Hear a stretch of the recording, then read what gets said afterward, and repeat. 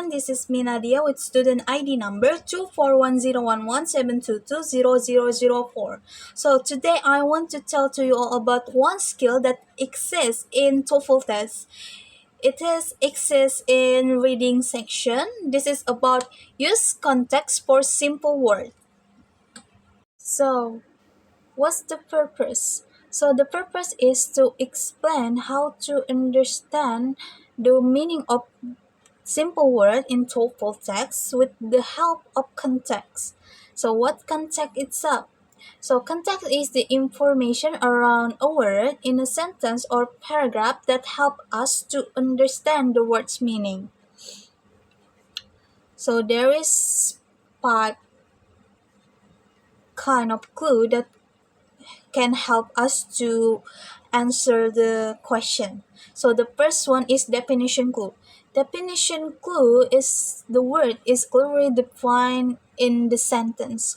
For example, a habitat is the natural home of a plant or animal.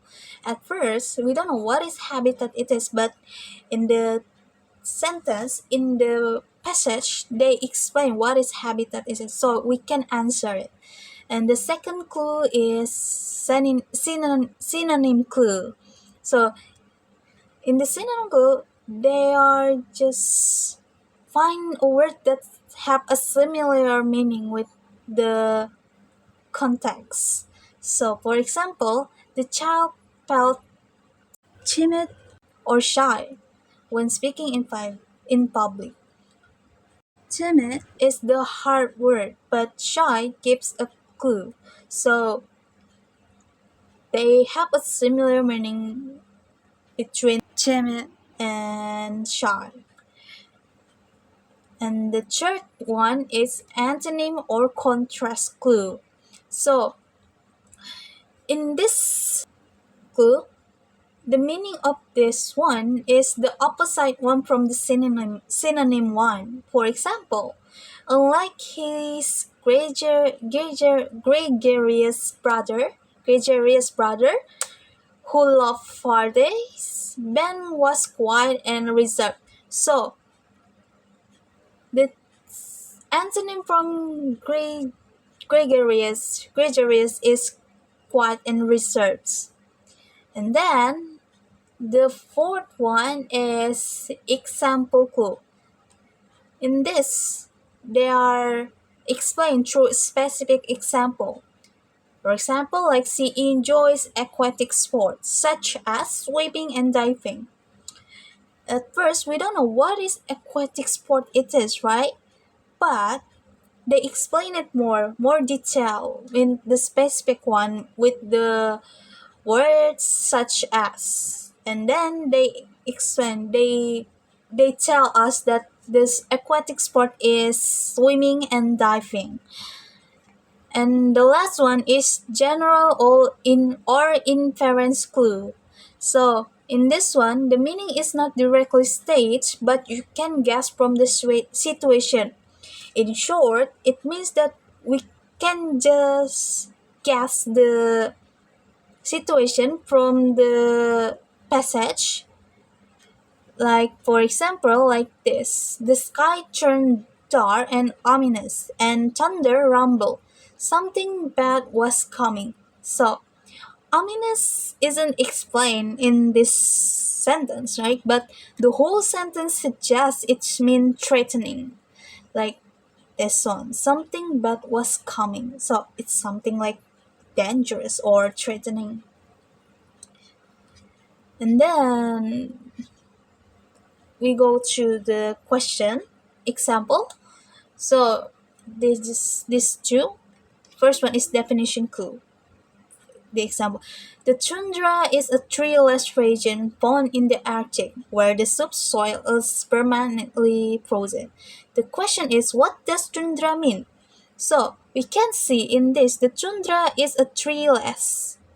So treeless. So it doesn't mean that it's a rainforest, because rainforest is have a tree, and mountain they don't have a tree too. They have a tree, of course. And then Desert with sand. No, right?